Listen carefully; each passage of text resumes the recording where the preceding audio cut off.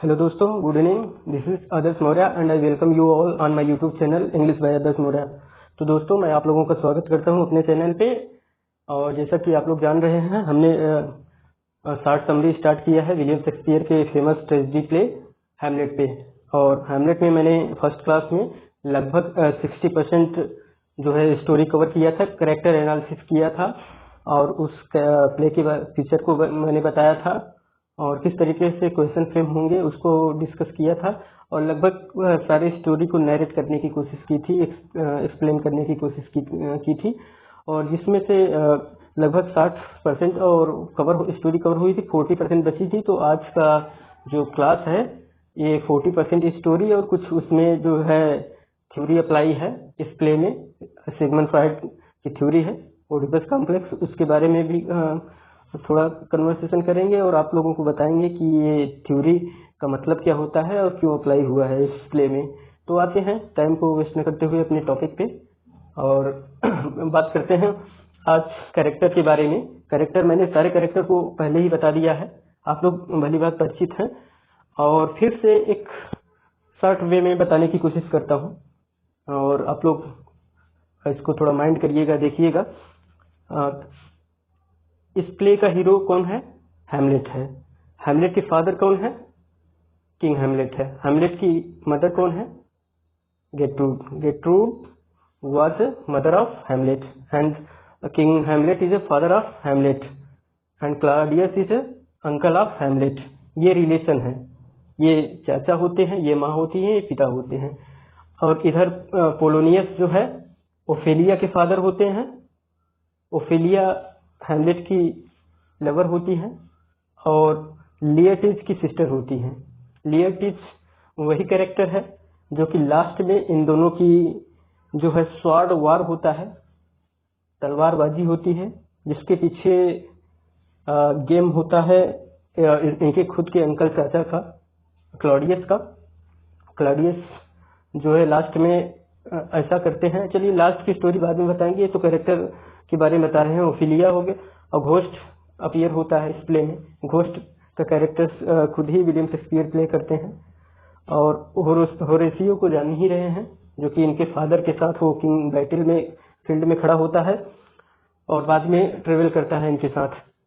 तो आते हैं टॉपिक पे। मैंने कल की टॉपिक यहाँ इंड किया था, लगभग मैंने बता दिया था कि हैमलेट जो है एग्जाइल कर दिए जाते हैं बाय द क्लॉडियस के द्वारा ड्यू टू द मर्डर, जो कि ये मर्डर कर देते हैं कि इनका पोलोनियस जो इनके लवर के फादर होते हैं, और बाय मिस्टेक ये स्टैब कर देते हैं। पर्दे के पीछे से ये सारी स्टोरी सुन रहे होते हैं, जिसको जो है कन्विंस करके जो इनके अंकल है वो भेजा रहता है कि सारी बातें जाइए सुनिए।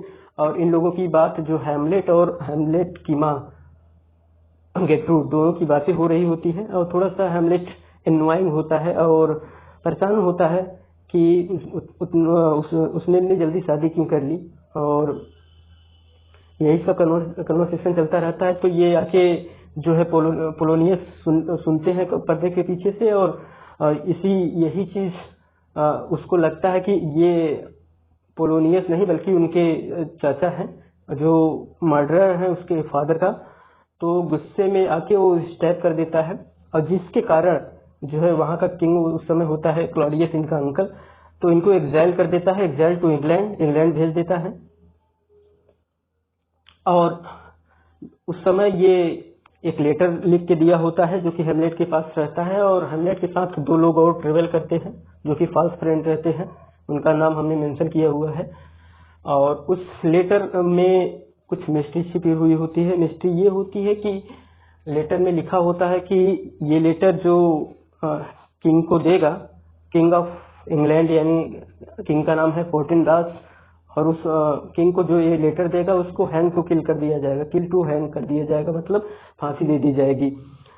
तो रास्ते में हैमलेट इस लेटर को ओपन कर लेता है और पढ़ लेता है। सारी चीजें लिखी होती है कि ये लेटर जो देगा वो उसको तो फांसी दे दी जाएगी।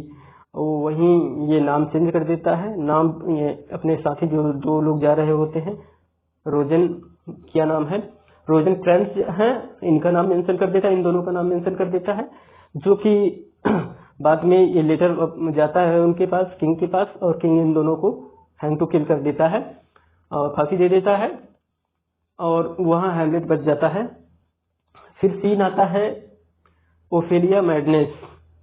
ओफेलिया जो है इनकी लवर, हैमलेट की लवर, थोड़ा सा मैड हो जाती है, क्योंकि उसको नहीं पता कि उसका ही लवर हैमलेट उसके पिता का मर्डर क्यों कर दिया है, और यही सब चीज को लेकर वो काफी परेशान हो जाती है। काफी सैड सॉन्ग आती है, और एक दिन ऐसा होता है कि ओफेलिया जो है एक ट्री पे बैठ के, एक स्टेम पे बैठ के सैड सॉन्ग गाती रहती है, तो वहां से गिर जाती है, फॉल डाउन कर जाती है, और नीचे रिवर होता है, रिवर में उसका जो है डूब के डेथ हो जाती है, ओफेलिया की डेथ हो जाती है। फिर उसके बाद सीन आता है after his father Polonius death she become mad. वो मैड हो जाती है, जैसा कि मैंने बताया आप लोगों को, die by dropping during singing sad song on the stem of tree. उसका डेथ हो जाता है, वो पेड़ से गिर जाती है और पानी में डूब के जो है उसका मृत्यु हो जाता है। ये तो सीन हो गया ओफेलिया मैडनेस का। उसके बाद सीन आता है स्वॉर्ड फाइट। स्वॉर्ड फाइट क्या है? इसमें दो वॉरियर होते हैं, जैसा कि इस प्ले का हीरो है हैमलेट और ओफेलिया का भाई लिएटिस है। तो इन दोनों के बीच जो है वार होता है, स्वॉर्ड वार, तलवारबाजी होती है। और तलवारबाजी यूं होती है कि जैसे ये क्लॉडियस है, क्लॉडियस बहुत ही जो है शार्प माइंडेड होता है, और यहाँ ये एक गेम खेलता है। गेम ये खेलता है कि जो हैमलेट है उसका स्वॉर्ड जो है विदाउट पॉइजन होता है, और जो लिएटिस होता है ओफेलिया का भाई, उसके स्वॉर्ड में Claudius put poison on the sword of Laertes के तलवार में वो पॉइजन पुट कर देता है, पॉइजन लगा देता है, और जिस कारण इन दोनों में वार होता है। और लिएटिस जो है कट कर देता है हैमलेट को, एक मार्क लगा देता है, मतलब शरीर में एक जगह उसको घाव लग जाता है, और घाव लगने पे क्योंकि उस स्वॉर्ड में पॉइजन लगा होता है, और जो है उस वार के दौरान आपस में जो है तलवार एक्सचेंज हो जाता है। हैमलेट का जो स्वॉर्ड है वो चला जाता है लिएटिस के पास, और लिएटिस का स्वॉर्ड जो है हैमलेट को चला जाता है। और इस वार में जो है हैमलेट विनर होता है, और लिएटिस का जो है मर्डर कर देता है। और मर्डर के दौरान ही लिएटिस बोलता है कि हैमलेट, तूने तो मेरा मर्डर कर दिया, मार दिया, लेकिन मेरे जो है स्वॉर्ड में पॉइजन लगा था, और अब तू भी नहीं बचेगा। और ये सारी चीजें सुनते ही जो है हैमलेट को काफी गुस्सा आ जाता है, ही बिकम मोर एंग्री, और उसको पता चल जाता है कि पॉइजन किसने पुट किया था स्वॉर्ड पे, और वो जाता है किंग क्लॉडियस के पास, और क्लॉडियस को स्टैब कर देता है। जैसे स्टैब करता है उसके तुरंत बाद जो है क्लॉडियस की भी डेथ हो जाती है। और ये सब चीज को देखते हुए इनकी माँ जो होती है गेट्रूड, वो जब देखती है कि जो हैमलेट इनका बेटा है लिएटिस को मार देता है, तो वो खुशी होके जो है, क्लॉडियस ने एक और प्लानिंग की थी, सॉरी दोस्तों मैं इसको मेंशन करना भूल गया, कि अगर लिएटिस जो है स्टैब कर देता है तो हैमलेट का डेथ होगा ही होगा, ये तो श्योर है। और अगर मान लो बाय द वे अगर हैमलेट जीत भी जाता है, तो उसकी खुशी में उसने वाइन पार्टी दी थी, और वाइन में भी उसने पॉइजन मिलाया था। और जब हैमलेट जीत जाता है तो उसके खुशी में उसकी खुद की माँ गेट्रूड और खुशी से जाके उस वाइन को पी लेती है, वही वाइन पीती है जिसमें कि पॉइजन मिला होता है, जिससे कि उसके माँ गेट्रूड का भी डेथ हो जाता है। और स्टोरी जो है अब आगे बढ़ती है। अब फाइनली क्या होता है कि ये सब सारी सिचुएशन देख करके, और हैमलेट को भी जो है पॉइजन स्वॉर्ड से कट लगा होता है, और फाइनली जो है हैमलेट की भी डेथ हो जाती है। और दोस्तों बात करेंगे, ये प्ले जो है प्ले का मोटिव है, इसमें डेथ दिखाया गया है, डेथ को शो किया गया है। इसमें लगभग मोस्ट कैरेक्टर की डेथ होती है और इस कैरेक्टर में एक फंडामेंटल चीज आपको बता दी कि सिगमंड फ्रॉयड जो है एक साइको एनालिसिस थ्योरिस्ट हैं, जो कि उनकी थ्योरी है ओडिपस कॉम्प्लेक्स इस प्ले में अप्लाई है और कहीं न कहीं ये अपोजिट अट्रैक्शन को शो करता है। और इस जो है थ्योरी का मतलब मैं आपको बताने की कोशिश करता हूँ, समझिएगा। ओडिपस कॉम्प्लेक्स ऐसी जो थ्योरी है जिसको कॉइन किया था सिगमंड फ्रॉयड ने। This theory is given by the Sigmund Freud in Freudian theory the complex of emotion aroused in young child typically aroused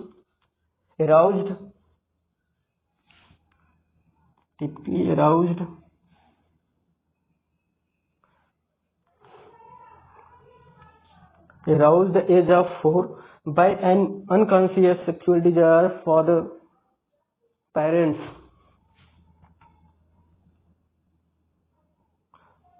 of the opposite sex and wish to exclude the parent of the same sex। तो दोस्तों जैसा कि आप लोग जानते ही हैं, इसमें इस कॉम्प्लेक्स का मतलब होता है सेक्सुअल अट्रैक्शन बिटवीन जो है मैन एंड वीमेन। और इसमें जो है इसके अलावा एक और कॉम्प्लेक्स होता है, वो कॉम्प्लेक्स है इलेक्ट्रा कॉम्प्लेक्स, जो कि इसमें शो करता है कि मदर और जो है सन के बीच रिलेशन शो करता है। ठीक, कौन? Oedipus complex. और फादर और डॉटर के बीच जो अट्रैक्शन होता है, अपोजिट अट्रैक्शन, वो इलेक्ट्रा कॉम्प्लेक्स में शो करता है। और ये दोनों कॉम्प्लेक्स किसके हैं, किसने कॉइन किया है, किसने जो है दिया है, तो कौन है? सिगमंड फ्रॉयड ने दिया है। सिगमंड फ्रॉयड की भी और सारी थ्योरी हैं इसमें, और उसकी सबकॉन्शियस माइंड, अनकॉन्शियस माइंड और ईड क्या होता है, ये सब चीजें हैं उसमें। तो उसको बाद में एक दिन क्लास लेंगे, उसकी सारी थ्योरी के बारे में डिस्कस करेंगे। तो आशा करता हूँ कि आज की जो है स्टोरी आपको समझ में आई होगी और सारे कैरेक्टर जो है समझ में आ गए होंगे और ये थ्योरी समझ में आई होगी। और ये इतना स्टोरी मैंने बता दिया है, इससे आपको काफ़ी हेल्प मिलेगी एग्जाम में। और ये प्ले काफ़ी बड़ा है, मैंने शॉर्ट वे में समझाने की कोशिश की है दोस्तों, और आशा करता हूँ कि आपको समझ में आया होगा। और अगर समझ में आया होगा तो आप लोग मेरे चैनल को लाइक, सब्सक्राइब एंड कमेंट करना ना भूलें। धन्यवाद, शुक्रिया।